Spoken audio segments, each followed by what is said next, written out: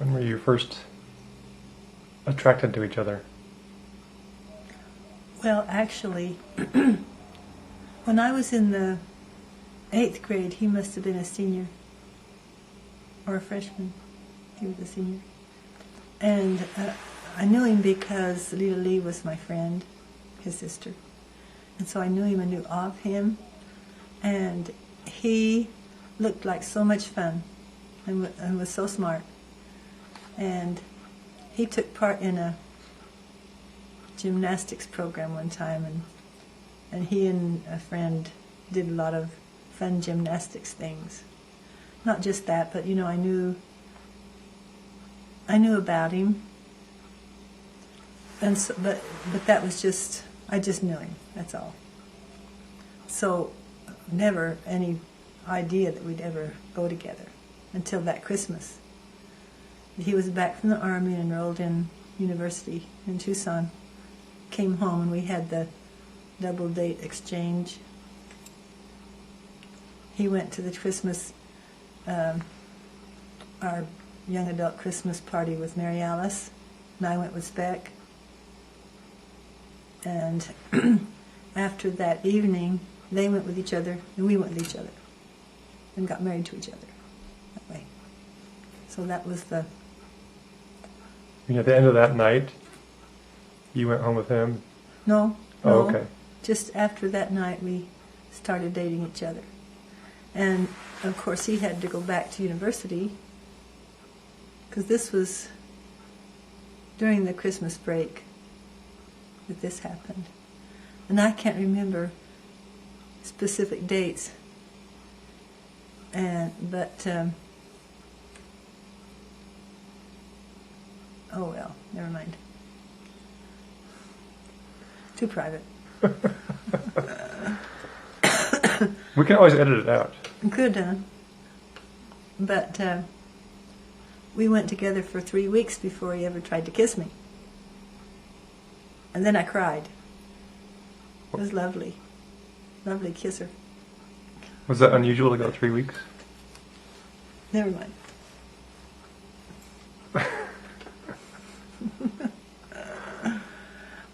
I take the fifth. And so, anyway. But after that, I never went with anybody else, except one time in Tucson. The next fall, I thought, well, is this the direction I really want to go? So another guy asked me out, and he was a very nice person, but it was nothing. So I didn't go with anybody else. I want to know why you cried when he kissed you. He was a good kisser. And why did that make you cry? Or something. I guess it was meant to be or something. What were you feeling that made you cry, though? Was it tears of happiness or... Oh, yeah. Or something. I don't know what it was. Like I was home. Was it as you were kissing him, or was it later on that night, or... No, as. Or immediately after, or something.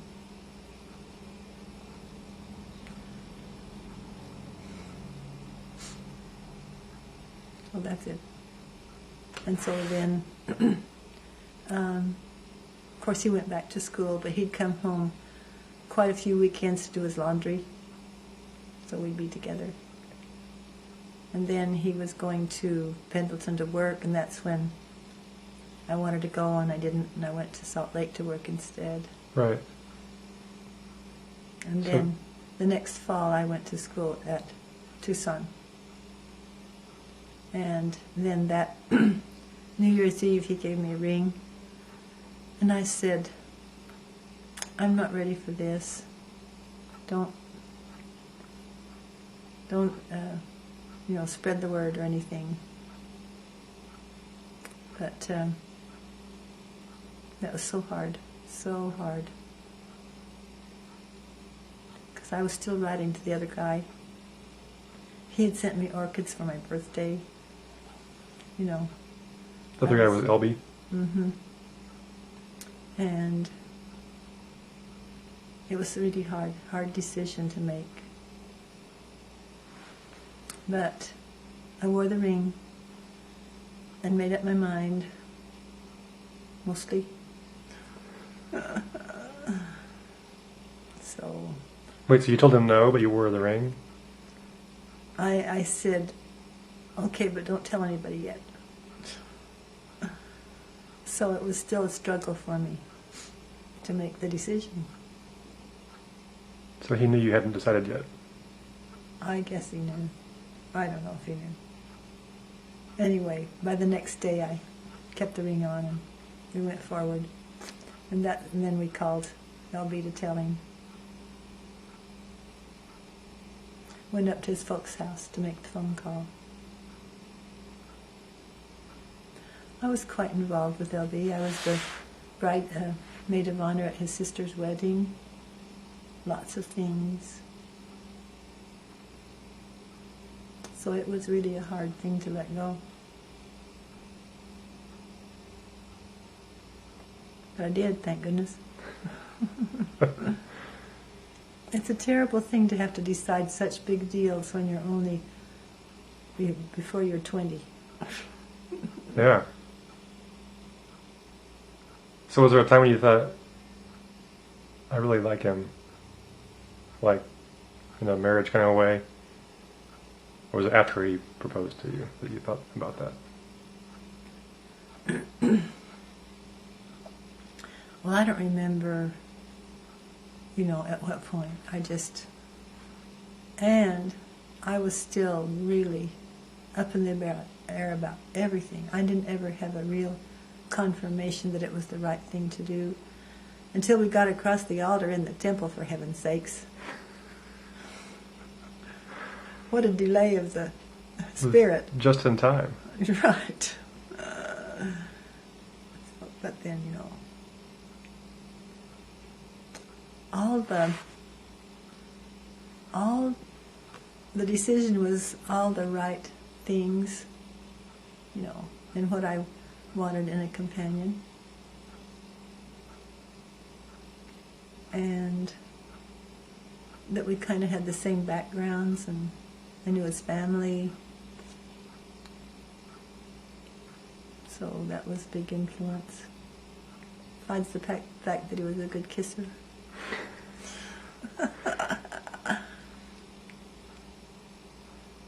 So the doubts lingered up until the time you were at the altar? Almost. I mean, I went forward, but it was, I shouldn't say this, I should not say this, I should not say this. Edit this out. Okay.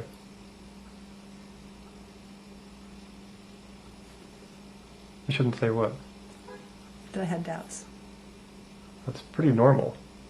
Think? Lots of people have doubts. Over at the temple, one poor girl was supposed to get married at a certain time. She's still outside, hadn't come in. Yeah. Couldn't decide whether she wanted to go through with it or not. Poor thing. So what was the confirmation that you got that this was... Just the overwhelmingly good feeling that it was right. And I could let out a big sigh of relief and go ahead. Was LB still away when all this was happening? Oh yeah. Okay. When he got home, he married somebody really quick, and it lasted about 3 months. And then, I don't know what happened to him after that. He married somebody else. And I didn't know her from somewhere else.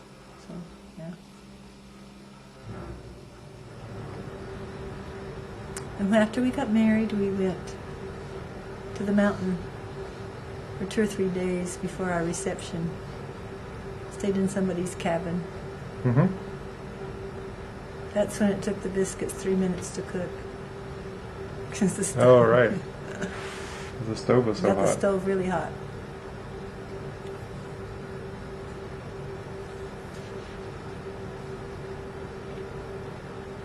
Okay, so talk about Dad at the time of your When you got married, how were you alike and how were you different?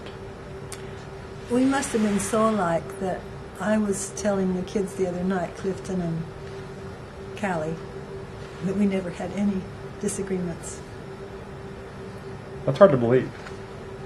in the 4 years before we had children. And we didn't so much have disagreements after that, but it wasn't easy like it was for the 4 years. For instance, he worked for his dad for 1.5 years after he graduated from law school and decided he didn't like it. And my dad had told me that I should not marry a farmer. I should marry a lawyer or something. And so when he didn't want to be a lawyer and wanted to be a farmer, it was okay. I went along. I didn't have any argument about it, so we moved to Gilbert and farmed.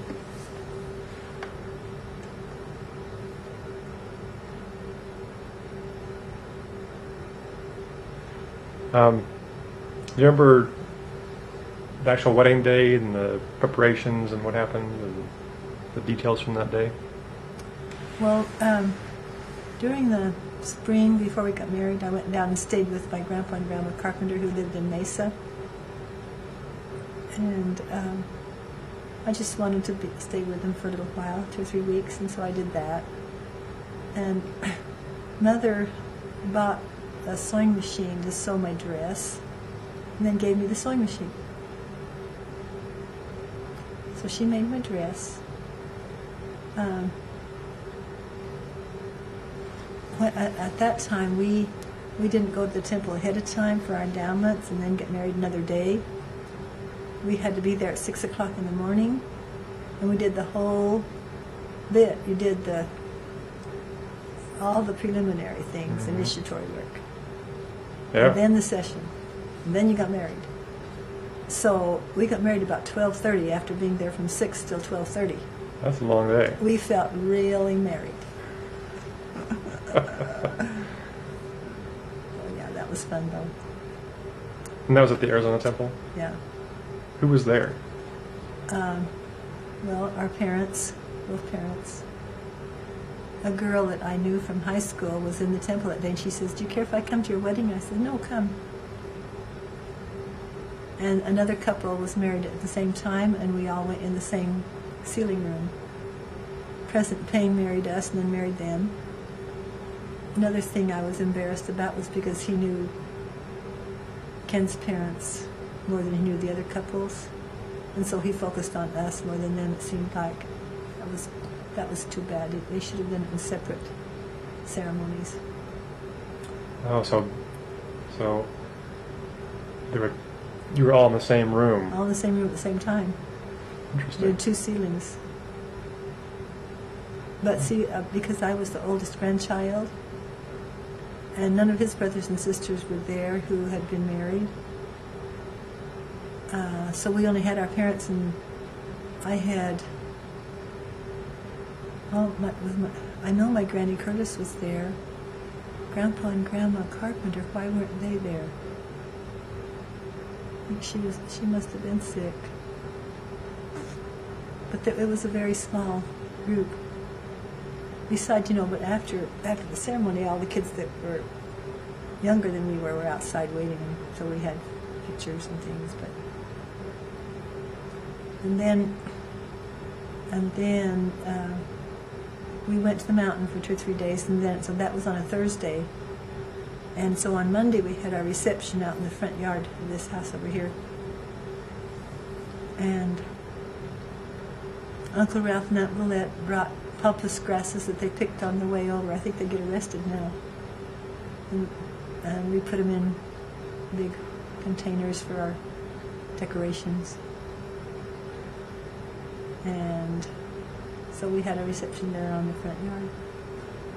And all of our grandparents, Grandpa and Grandma Carpenter, Granny Curtis was there for that. So, and then the next day we went to Pendleton to work again, and took Ken's brother with us, because Jessica just had a new baby. Uh, Was it Greg? Might have been Greg. And she was going up to help, so she rode with us up to Pendleton. But that was a nice summer, even though we had to work at night. And then after the summer, we came down the coastal highway, yep. and saw the saguaro forests. Sequoia. The big trees. What are they? And there's sequoias. Sequoias. We Or came the down- redwood forest, maybe. We'll look it up. Yeah. Anyway, the giant trees. We came down that highway to home, and started working in the law office. And I went to college to work, and a year and a half later we got the chance to went to Gilbert to farm. What do you think you were hoping for from marriage? I don't remember setting goals. Did you have expectations about what marriage would be like? I didn't think I'd want 8 kids. But thank goodness we did that too. I think a lot of things are out of my control. Did you have any expectations about, just ideas about this was what marriage will be like? That we either that's how they were, or they kind of were different, or do you remember thinking that? No, I don't remember thinking that, because we got along really well, Mhm. and there was no problem. Any surprises? Nope, I don't think so. What's one of the first things you learned about Dad that you didn't know before you got married? Well, I always knew he was funny, because before we were married, he'd write me poetry and funny poetry, and the presents he gave me always had a funny little poem with them. First camera he gave me says, "Film make you happy? I'll buy you one of these every day," or something like this, you know. He was just always really sweet and good. I didn't know no questions about his sincerity, fidelity, faithfulness, anything. It was lovely. Never had those concerns. Any major challenges after you got married? Well, the major challenges came with the children. Right. We'll get to that. Okay. Well, and then of course when we were farming, it never felt like we had any money. But I felt that way all my life till next Tuesday.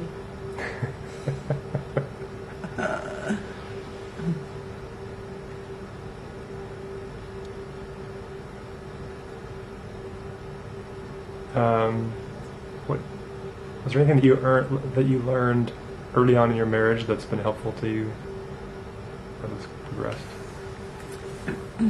Well, I think the main thing is after we had children, and Dad said you must treat them with respect. You can't be naughty to them. I tried real hard to do that. Didn't succeed a lot of the time. It worked with me. Yeah. That's because you were the easiest. The kids thought you were spoiled, but it was because you were the easiest one. It's because you had perfected your parenting by I then. guess so. Tell me about some of the best times in your early years together.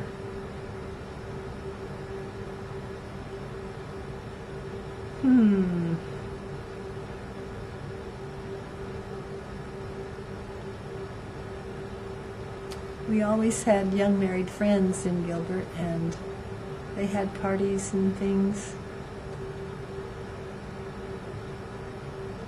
So, and family things. You know, I didn't have things I liked to do, like bowling or whatever.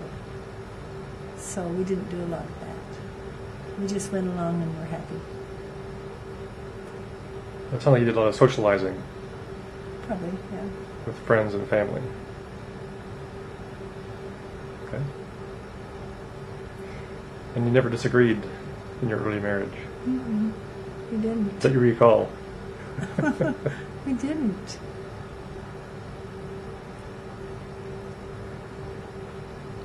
The first 4 years, I'm saying. Right. Yes. What do you think were the main forces that kept your marriage together through the years?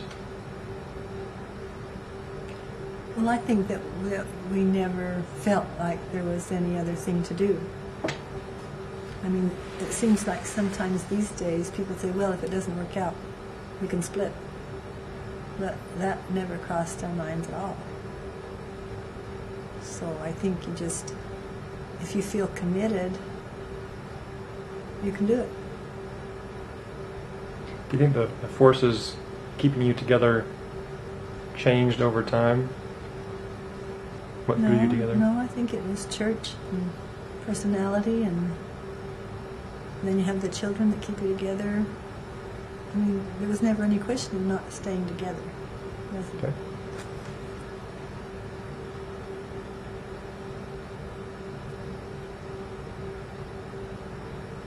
When have you felt the closest to your husband?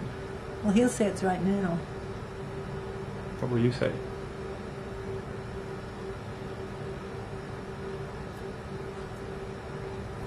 Well, at various times all the way through.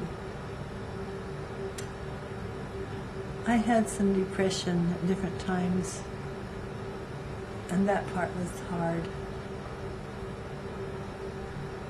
But for the most part, everything was fine.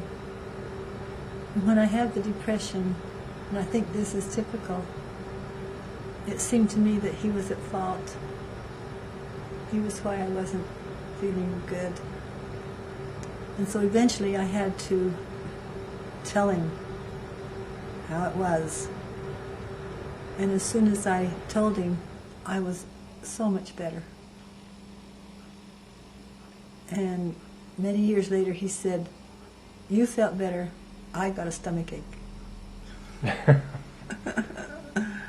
So I'm not sure the best way. But if I tried to not say it, I would go 3 weeks with this just black mood of depression and couldn't get out of it without talking to him about it. Was something he was doing that was bothering you?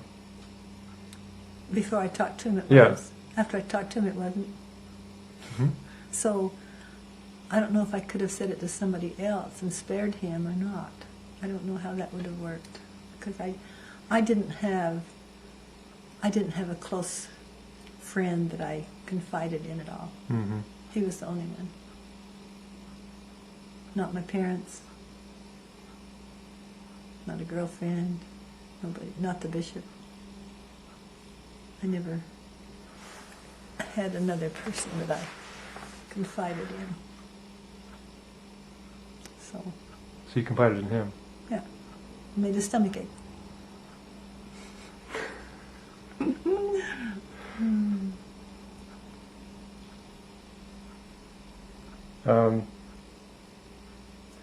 What are the qualities of your husband that added to your happiness?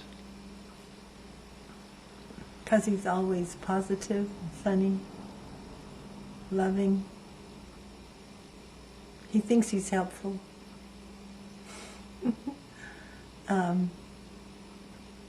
He's just steady and good. I remember when had little kids at home and he was up at the ranch all week. He got pretty hairy. And when he came home, he just calmed everything down. It was good. I liked his ability to keep us calm and happy.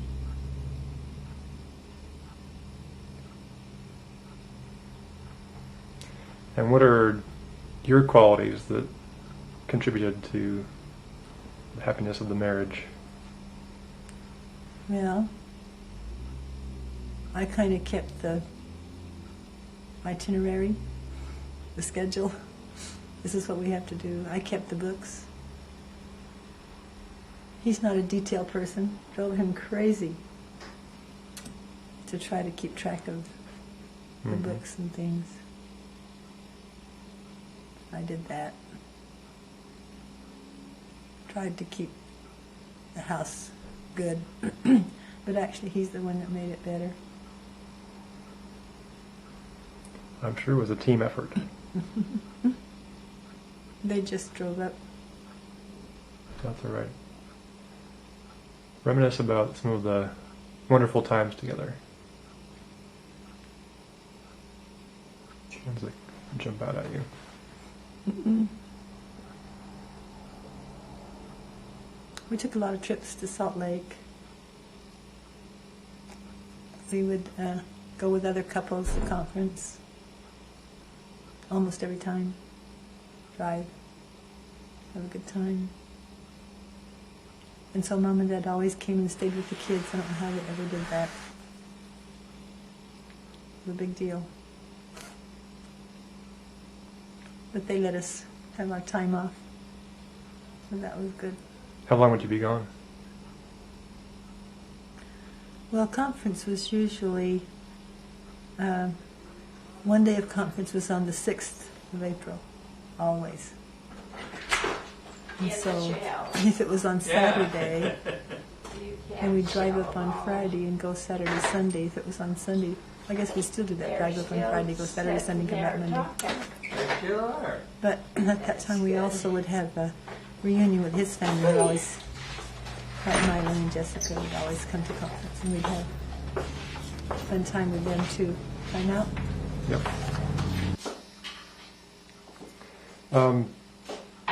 Where did you go for help during the rocky times of your marriage? Didn't. You Didn't. didn't go for help, or didn't have any rocky times? Had some rocky times, didn't go for help. I just blamed him and he got the stomach ache. And I cried. What was the greatest crisis of your marriage? Those kind of things. The first time I remember having that depression when Brooks was about 3 months old, 3 or 4 months old.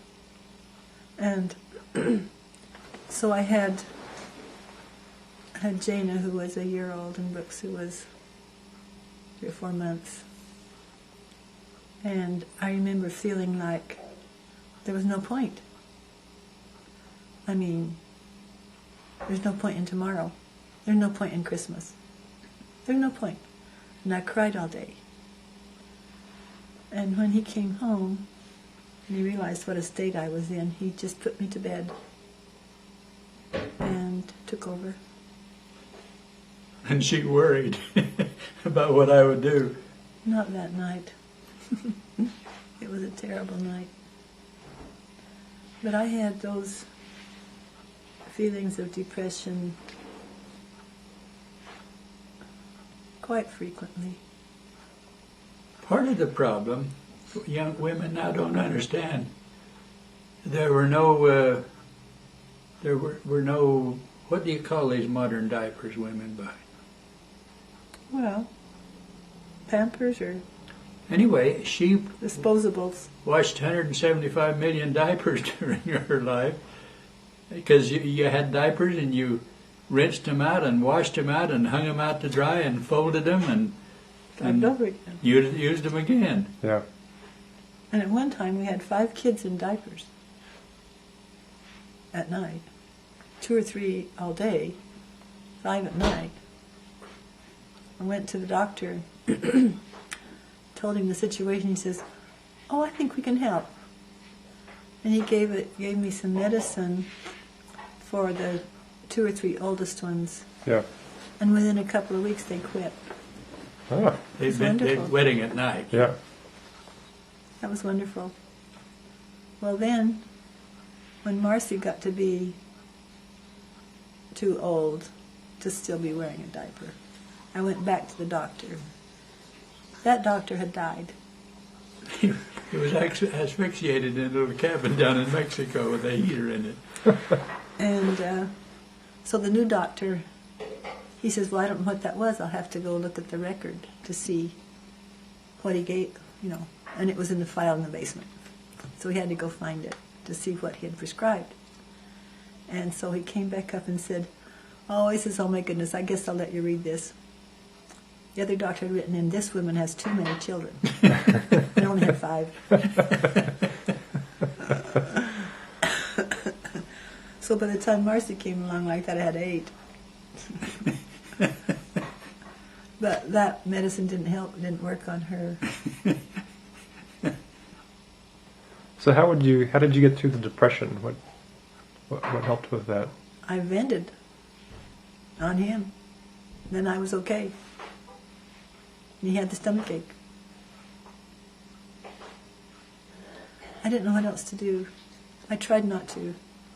I tried to get over it without talking to him about it, without blaming him. It never did work. I eventually, I'd go for 3 weeks and I'd think, I guess I have to say it. In hindsight, have you had any ideas about what caused it, what helped you get over it? Well, I think the cause It was just all the children and all the housework and and no end in sight. I didn't know how to ask him to help. Nowadays, lots of fathers change the diapers, bathe the babies, help with lots of things. But in my era, it was the mother's job.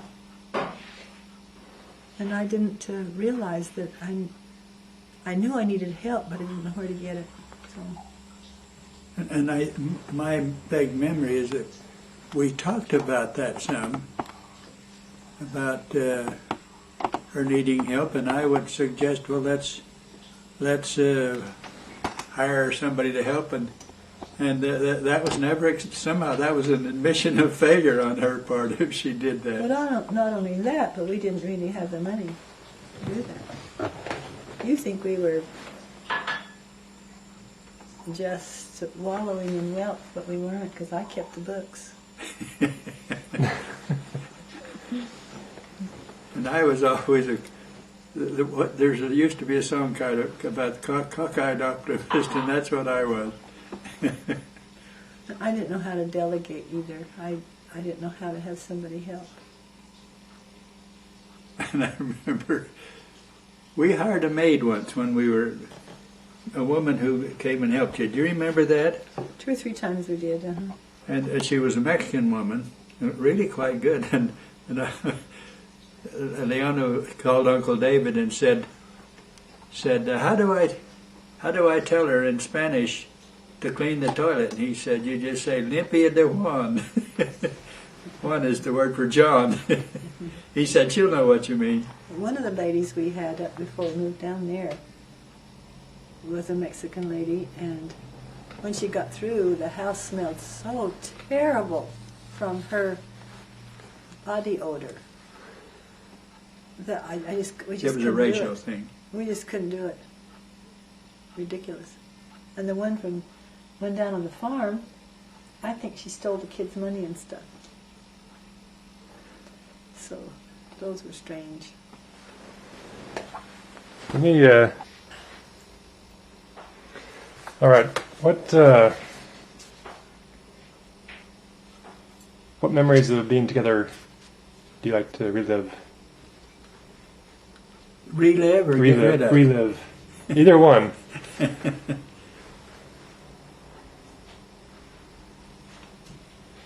Well, it was all good, so It we don't want to was. relive any of it. We're happy to be where we are. In your mind, you like Right, to right. remember and reminisce about. Some of the trips to the ranch. Yeah, and some of the deer hunts we went on, Yeah, we went on deer hunts with the just the couples. young married people down there. And we would go to general conference, drive up there.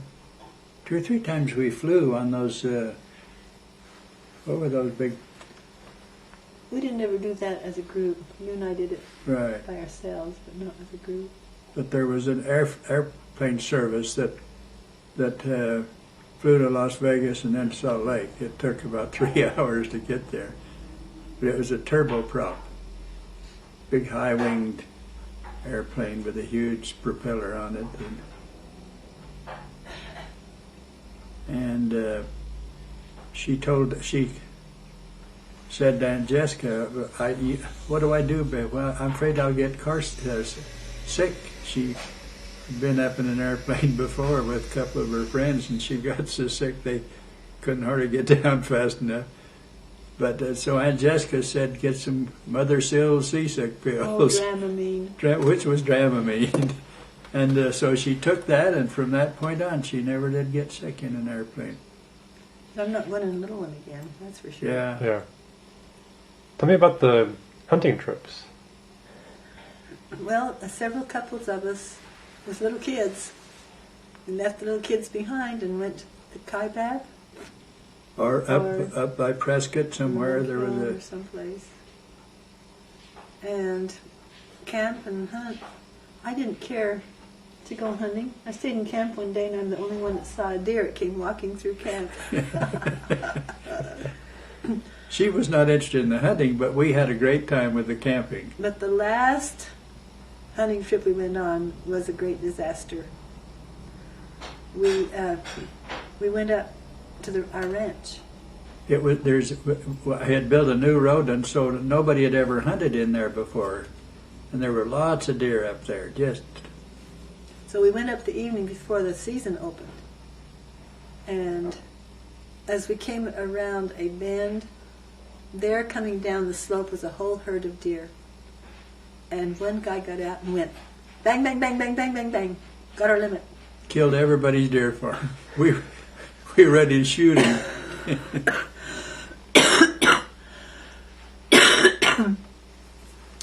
So we didn't stay very long on that hunt, did we? No, we went.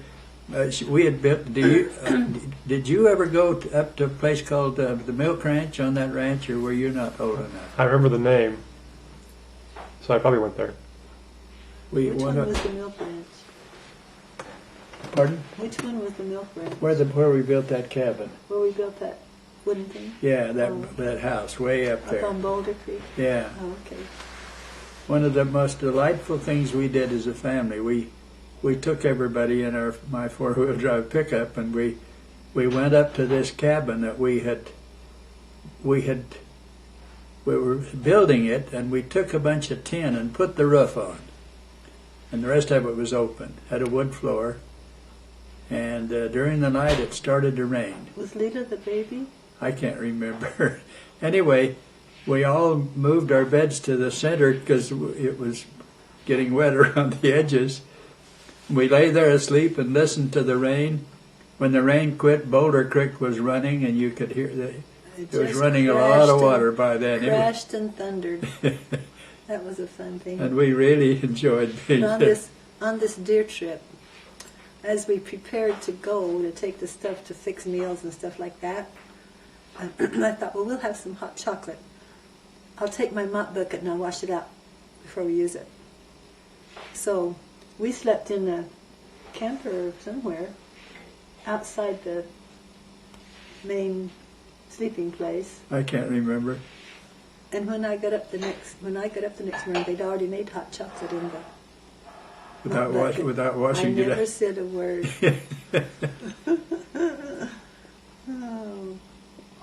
And one camping trip we went on, is that the one where we waited for Dorothy Haymore so long? Oh, yeah. But everybody had gathered at the Haymore house, and but she wasn't quite ready to go. She had to wash her walls and clean everything before she could leave her children with the babysitter. Because she didn't want to make a bad impression on the babysitter. So finally we got to going, and we got up to the place we were going to stay. Where was that? Was that Packer? Where the raspberries were? Yeah. We got to Packer, and it was so filthy. I tried to wipe things off and everything, And Dorothy had a roll of paper towels, and she covered everything with paper towels before we put anything down. And during the night, you could hear the rats running in the rafters. It was a horrible experience for her. She was somewhat like Karen. Anyway, it was a funny experience. And one time we went up there in raspberry season, and There must have been, 100 feet wide and 200 feet long raspberries in this canyon. Just thick. maybe 5 feet wide and 20 feet long. Anyway, there were lots of raspberries, and they were ripe. So we picked raspberries, and I can't remember who was there, our little kids. And we took a bunch of raspberries back in, and I says, put some sugar on these. And she put salt. It was awful. Oops. Yeah, oops. Oh well. But there was when we first got that ranch, one of my earliest jobs, we had wild cattle, and we had to be able to work this upper country, and there was no road up there then. So we had 4 or 5 burros that you could lead, and a pack saddle for each one of them. And my job was I had a horse to ride, and I would put 2 bales of hay on each burro, one on each side, and lead them up to Packer, and load them in a little old barn that was up there, and come back, and I think I made 2 trips a day. And I wondered if I was in the right business. Here I was leading some burros around. A college graduate leading burros around with hay on them. That's right. A moment of reflection. Yeah. But the neat thing was that Dad was in several occupations that he really loved. So he never got bored during our years. It was good. And her motto was, every couple needs to own a cow ranch. That way the wife is happy twice a week. Monday morning when her husband leaves, and Friday night when he comes back. We sat behind a couple in church a couple of weeks ago. They had just had their 8th child. How old's the oldest one? 12 or something? 12 or 13. Same as our spread. And your dad said, he says, we used to do that. There was the father and the mother sitting there trying to take care of all those kids. And I said, nope, you never sat with me after the first 3. Yeah, I was in the bishopric of the stake presidency. Or the high council. Right. And had to go somewhere. Gone somewhere every Sunday. And so as the children came along, another one was added to my roll. I remember Marcy had real black hair and it stuck straight up, and I called her a little papoose.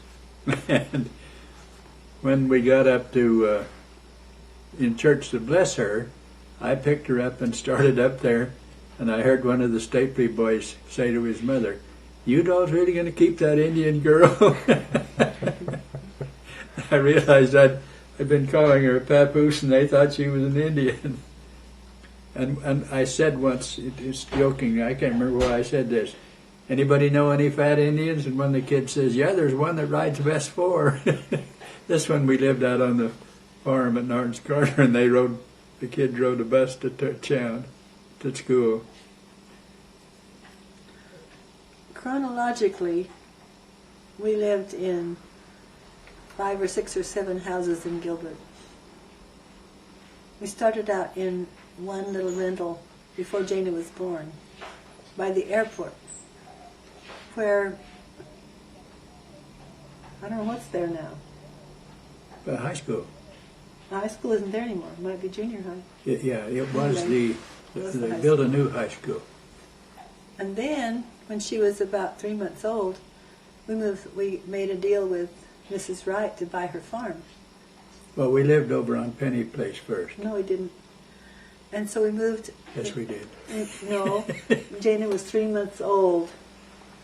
It was after we moved from the airport house. And we lived in that funny little yellow house on the farm. I know that because Jana had the Oh, that's colic. before we remodeled it? Oh yeah, this is the little yellow Oh, house okay. where the other people lived. Yeah. So anyway, so Jana had the colic, and every night when he'd come at 8:30 or 9 after the farm work was done, Jana and I would be walking down the road, both of us crying. That was a hard time. And so after that house, that's when we moved up to Penny Place. Okay. And we lived there until Till we remodeled the Mrs. Wright's house? because we didn't stay in the little yellow house at Mrs. Wright's house because she decided she didn't want to sell. And we said, that's okay. But the real estate agents were really mad. They wanted their money for the transaction. And so we went either to court or some kind of a meeting with them. And we said, if she doesn't want to sell, we don't want to buy. It's okay. But they were sure upset. But later on, she changed her mind. And not too long after that. And I've forgotten why I was meeting her in downtown Phoenix. She had Devins Gust was her lawyer. It might have been when we were going to buy it. I can't remember. I was going to meet her down there. So I found a parking place about 2 blocks away from where I was going to meet her. And I was walking toward it, and she saw me coming up at this corner of A this. couple of blocks away. Yeah, she saw me coming, and she was standing in the middle of downtown Phoenix. And she took her big straw hat off and waved it and said, "Yoo-hoo, Udall!" And everybody in downtown Phoenix turned to see who Udall was. I pretended it wasn't me. And she had a wreck once in the middle of a busy intersection in Scottsdale. And they tried to help her, and she said, "I'm not moving until my friend Udall comes." And they said, "Well, where is he?" And she said, "I don't know, but here's his phone number." So Leona finally found me, and she sat there in that intersection for 2 hours. Till he got there. Till I got there. And I went up to her, and she immediately got up, and we walked away. Funny lady. I've heard a number of references to Mrs. Wright. Yeah. I don't know the story. Well, she, during the time that we were negotiating with her about the farm, was the era of the woolly worm. And she would walk along holding on to your dad with her arm. She'd see a woolly worm and she'd let go and she'd go over there and just mash that woolly worm. Then immediately come right back and be crippled again. Hold on again. That was funny. But she and her sister Catherine lived on the farm. And so then she sold it to us with a life estate in the house. So we could run the farm. And she and Catherine could we live there. agreed on the price on the farm, but if we were paying her by the year, and if she died, then it was we didn't owe her anymore. And so about 3 years after that, Catherine called me one morning at daylight and said, Mrs. Wright's in the bathroom and I can't get her up. Well, I went down there and she was dead. Apparently she had fallen in the bathroom because her head was real, strange. But she was dead, and so we then owned the farm for practically not very much. And Catherine came to live with us. And Catherine was dotty. She had mental problems. Leona'd go outside to hang up diapers, and she'd lock the door. Or she'd go out and hang up clothes, and then she'd go in the house next door and get her laundry and hang them up. Mrs. Divalbeth. So we had her for 2 or 3 months, I guess, before we found a place for her to live. And so then we got an architect, to remodel or plan the remodeling of the house. And at that time we had Gina Brooks, Colin, Nona. I don't know if we had Elaine. I think we had Elaine. Had 5 kids. And we told him, we're probably not through. You got to have room for several more children. So he made, what, 5 bedrooms and 3 baths and something like that. And we moved to the farm. And almost immediately we could tell that was a mistake. Because our kids didn't Not have immediately, because we moved down there in 1959. whatever it We was. didn't move away till after he was born. Couple of Whatever. years after. Very quickly we discovered we got problems here. We were driving to town too much. Our kids didn't have any friends. So we got a chance to sell that house and moved into a place on, what was that street? Silver Creek? No, the other one. West of the school. Anyway, A little subdivision, little old subdivision. So we lived there with all 8 of our kids in a little two It bedroom. was 3 bedrooms, but it was small. And I was called to be the bishop while we were living there, and my Relief Society president lived next door to us. One night I came home late from something and I went in the wrong house. They all were alike. I got clear down the hall before I suddenly said, wait a minute, something's wrong here. This is not my house. That door shouldn't be there. So I went out very quietly and I called her the next morning and said, did you hear me come in your house last night? She said, no, did you? Her husband was old Melby, what was his last name? Reynolds?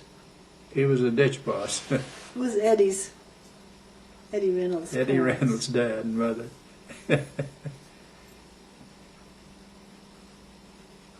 But it was a good move for us because then we built the other house over on Silver Creek. Yeah, Well, you built that one. yeah. We Okay. built that one. Cost us $35,000. It'd be $350,000 now probably, because that was a big 5-bedroom house. Yeah. Where are we? You're at Silver Creek. You were going through the different places you lived. Oh, let's see. Okay, so we were by the airport, down to the yellow house at Mrs. Wright's, Penny Place, and then did we go back down to Mrs. Wright's? At Penny Place we went to Wright's. The And then Wrights, up to the little house in the subdivision, and then built the other one. I don't know how many that is. But I hated to move. It was a hard thing to move. We moved a lot of times. and she's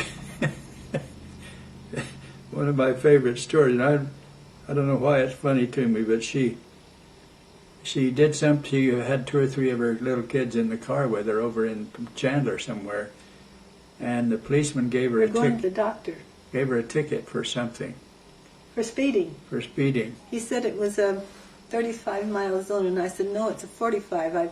It's been 45 all the time. He says, no, it's a 35. And I said, well, you just show me. So we went back, and the 35-mile-an-hour sign wasn't there. So he didn't give me the ticket. Well, but that's later in the same day, he stopped her again Because I was driving erratically. with all these little kids. Anyway, he said, lady, how old are you? No, that was another time. He Well, that said, was- oh, it's you again. Get out of here. Anyway, she Oh, I didn't get a she ticket. said, how old are you? And she said, No, that was the time I rear-ended somebody in Phoenix. oh, was that what it was? She said, I'm 30. And we went to Phoenix. He had to get a part. I dropped him off somewhere. And I was at McDowell and Central and McDowell. And the light went yellow. And I thought the car in front of me was going to go on through. And I rear-ended him. He didn't go through. So the glass tinkled and the water trickled. The policeman came and said, how old are you, ma'am? And I said, 30.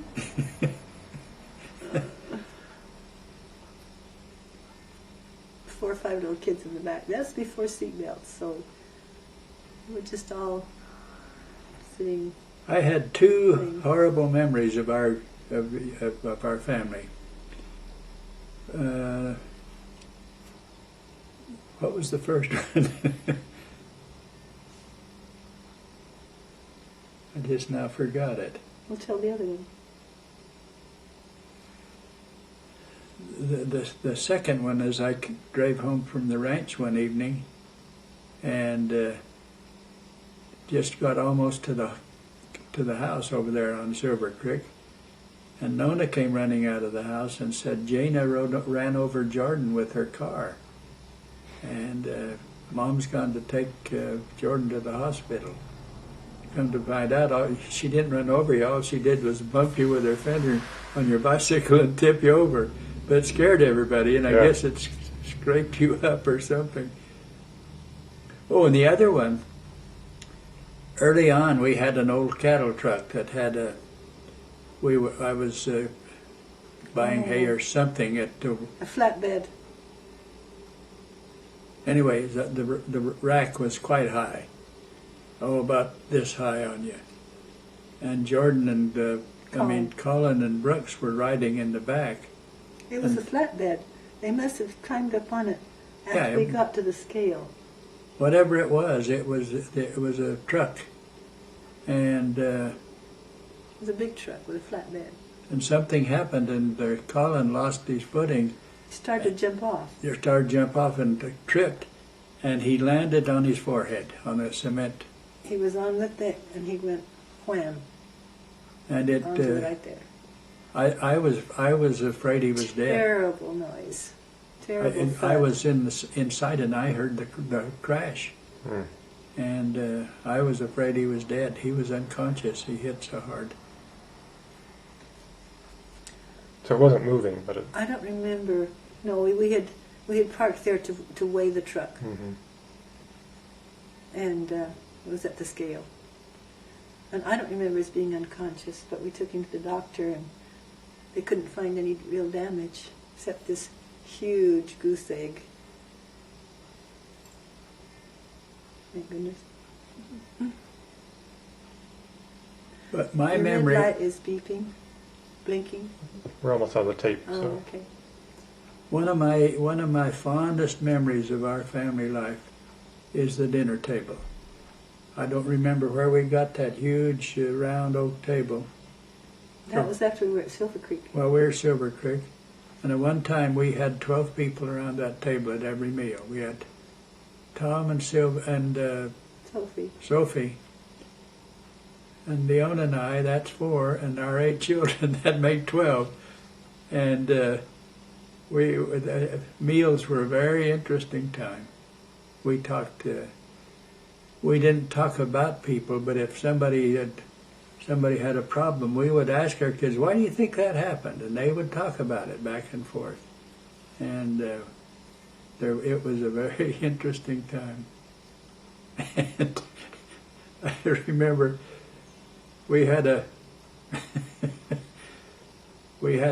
cesspool in those days. There wasn't any sewer out there, and every once in a while it'd fill up, and one of the showers, when you turned it on, and somebody flushed the toilet, it'd come up in that shower. And the kitchen sink, as you walked across the family room, there was an opening between that and the kitchen sink was right there. And every once in a while, when you turned it on, it'd squirt a tiny little squirt of water way over there. And what was the other thing that house did? It had a general authority that got squirted. Anyway, President Benson came, or I dreamed he was coming or something. He didn't stay with us. And I squirted him, and he went in the bathroom, and somebody flushed the toilet while he was showering. I don't think that happened. I know it didn't, but I dreamed it could have done. And there was something else that was wrong. And one time,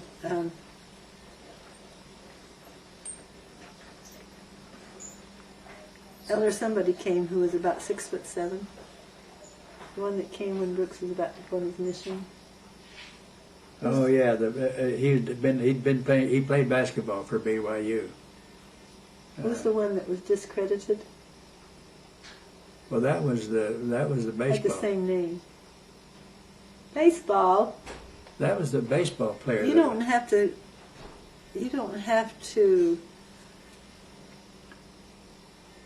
associate everybody with some ball Some player. sport. Who's the name of the one that got discredited? Oh, because of his book? Yeah. Well, he was making up stories about Yeah. his athletic experiences. Well, this guy that was tall had the same name. Anyway, he was a center on that, Never mind. He was tall, and he was tall. and we didn't have any tall beds, so I tried to rig up a way for his feet not to hang off the end. Oh, dear me! Why didn't we just buy a long bed? I don't remember. They didn't sell them in the cotton store. Anyway. But one time when we were going to have a party down on the farm, a stake mutual party or something, Yeah, well, I was a counselor to Stan Turley. and we had all of our little kids, and I was trying to get ready for this party, and my brother Gordon came and mopped the floor for me. It was so sweet. And one day when we were having a visitor up on Silver Creek, a friend came and washed the windows. They felt sorry for us, in other words. So sweet.